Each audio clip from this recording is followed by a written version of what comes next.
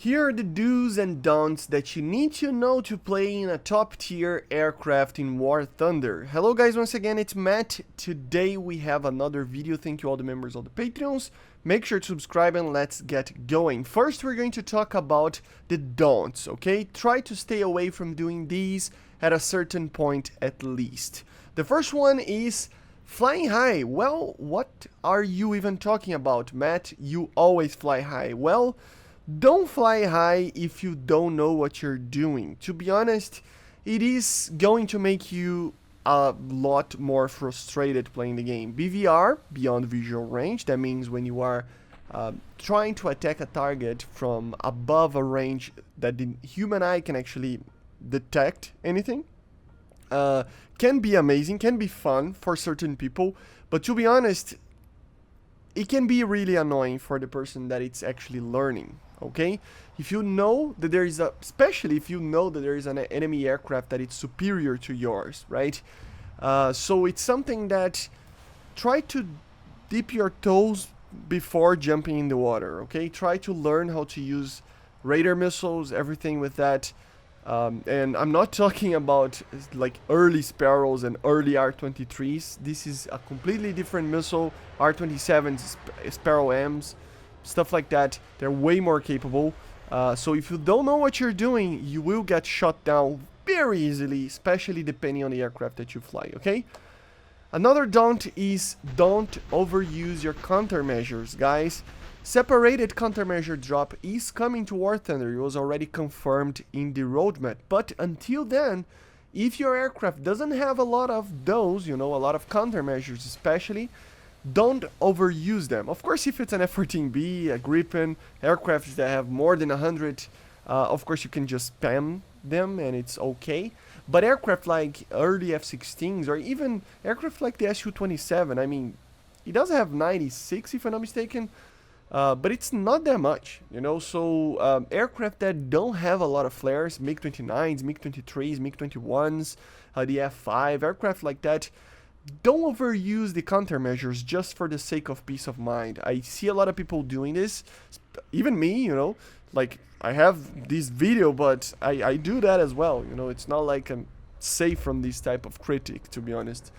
But yeah, just bear that in mind, that if you overuse them and just keep like clicking and going through them just to make sure nobody's shooting at you, you are going to get destroyed very easily, because these aircraft you can run out of countermeasures very quickly. So be careful, use the countermeasures when they're 100% needed, and leave a tactic that I use is leave a few in the end of the package of, you know, countermeasures that you have, to basically just drop them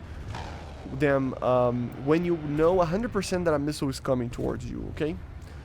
Another don't is don't overshoot a target. This is like the most common mistake I see people doing, and it's actually very easy to do, to be honest. That's why I see a lot of people doing it.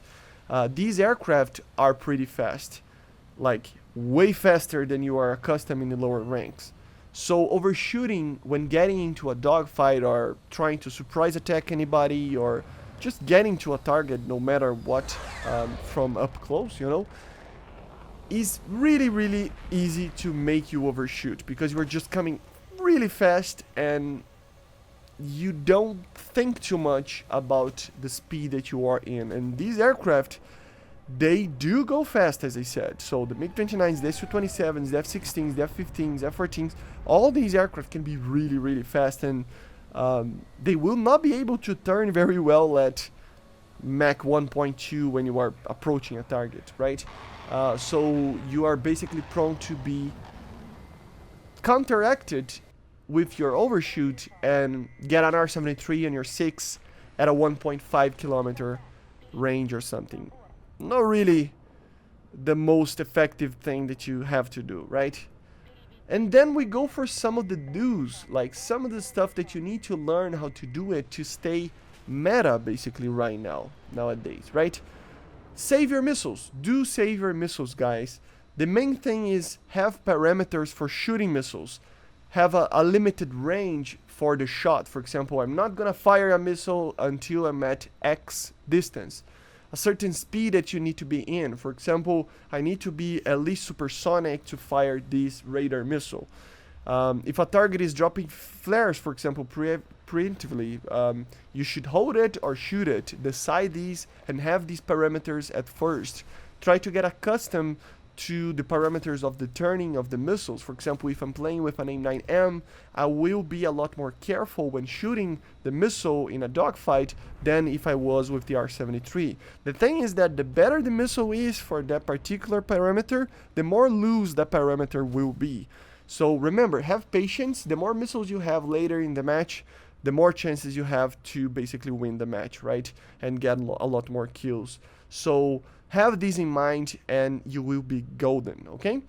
Another do is keep an eye out on your surroundings.